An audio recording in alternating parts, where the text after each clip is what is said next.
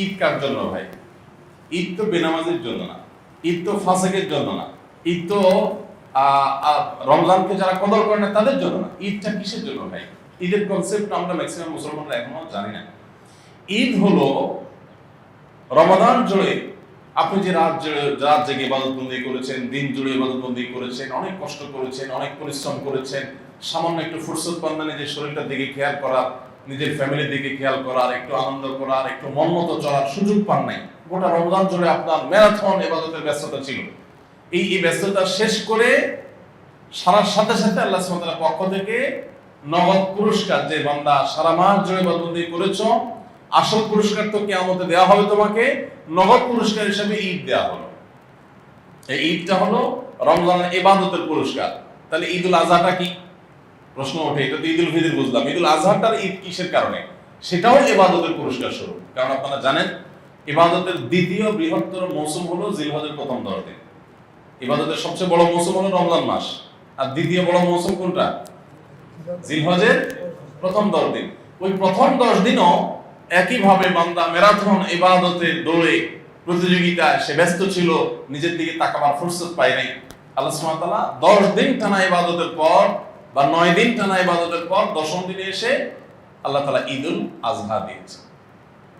তো ইসলামের এই সমস্ত উৎসবের সাথে জাগতিক অন্য উৎসবের মৌলিক কয়েকটা পার্থক্যের একটা পার্থক্য এটা, জাগতিক যে উৎসবগুলো আছে আপনি দেখবেন বিভিন্ন বর্ষবরণ হয়, বিভিন্ন দেশে বিভিন্ন ভাষা বিভিন্ন কালচারে আছে এগুলো। এই সমস্ত বর্ষবরণ বলেন অথবা আঞ্চলিক বিভিন্ন উৎসব বলুন, এই ম্যাক্সিমাম উৎসবগুলোর কোনো যৌক্তিক কারণ খুঁজে পাবেন না। যারা কথা কথা লজিক বলে, যারা কথা কথা যুক্তির কথা বলে, হাস্যকর একটা বিষয় হলো, অবাক করা একটা বিষয় হলো, তারা যে সমস্ত উৎসব করে সেগুলোর পেছনে কোনো লজিক নেই। যেমন নতুন বছরের প্রথম প্রহরকে পৃথিবীর এখন প্রায় সব দেশেই মানুষ উদযাপন করে এবং সব ভাষাভাষী মানুষই কম বেশি উদযাপন করে।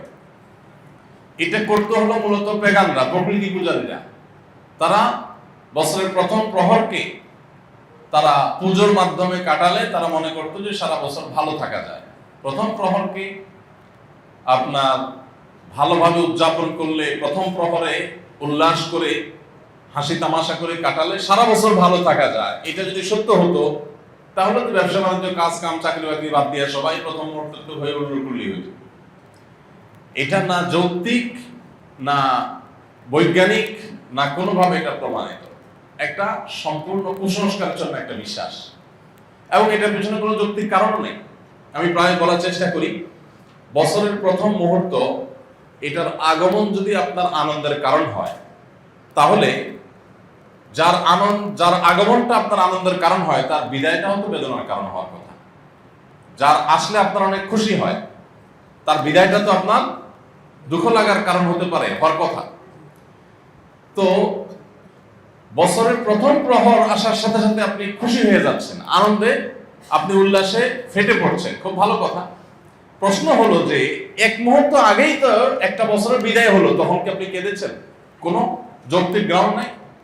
কিন্তু আল্লাহ সুবহানাহু ওয়া তাআলা আমাদেরকে যে দুটো উৎসব দিয়েছেন, এই উৎসবগুলোর সাথে সেই উৎসবের একটা পার্থক্যের জায়গা এখানে, যে এখানে আল্লাহ সুবহানাহু ওয়া তাআলা দীর্ঘ 1 মাস ইবাদত বন্দেগী করার পর বান্দাকে সেই ইবাদতের গ্লানি, কষ্ট যাতে সে কিছুটা হলেও দূর করতে পারে, কিছুটা হলেও তার যাতে রিফ্রেশমেন্ট হয়, এজন্য নগদ পুরস্কার হিসেবে আল্লাহ তাআলা ঈদুল ফিতর দিয়েছেন। তাহলে ঈদুল ফিতরের সাথে অন্যান্য উৎসবের বা ঈদুল আজহার সাথে অন্যান্য উৎসবের একটা পার্থক্য এখানে।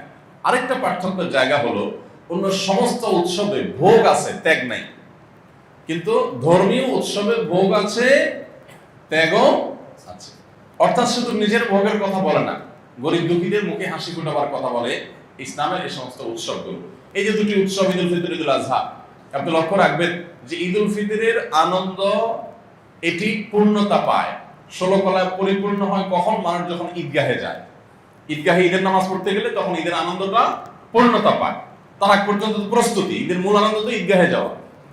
আর ইসলামের নির্দেশ হলো তোমার ঈদগাহে যাওয়ার আগে, তুমি ঈদগাহে গিয়ে আনন্দ করবা, তার আগে তোমার ফিতরা গরিব দুঃখীর বাসায় পৌঁছে দিতে হবে, না হলে সেটা আদায় হবে না। তার মানে কি দাঁড়ালো? যে আমি আনন্দ করব, উৎসব করব, ইসলাম বলছে তোমার উৎসবটা পরে, আগে গরিবের মুখে হাসি ফুটাও, দেন তুমি উৎসব করো।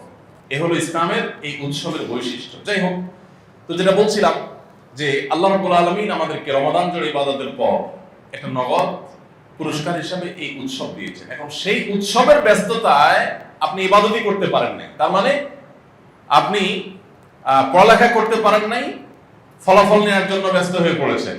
আপনি কাজ করতে পারেন নাই, বেতন নেওয়ার টেনশনে পেরেশানিতে। ব্যাপারটা সেরকম হয়ে গেল যে ঈদের প্রস্তুতিতে আপনার ইবাদতই করা হয় ভাইরা আমার। এই জন্য রমজানের শেষ মুহূর্তগুলো কোনোভাবে যাতে আমরা ধ্বংস না করি, নষ্ট না করি। আস-সুন্নাহ ফাউন্ডেশন, উম্মার স্বার্থে সুন্নাহর সাথে।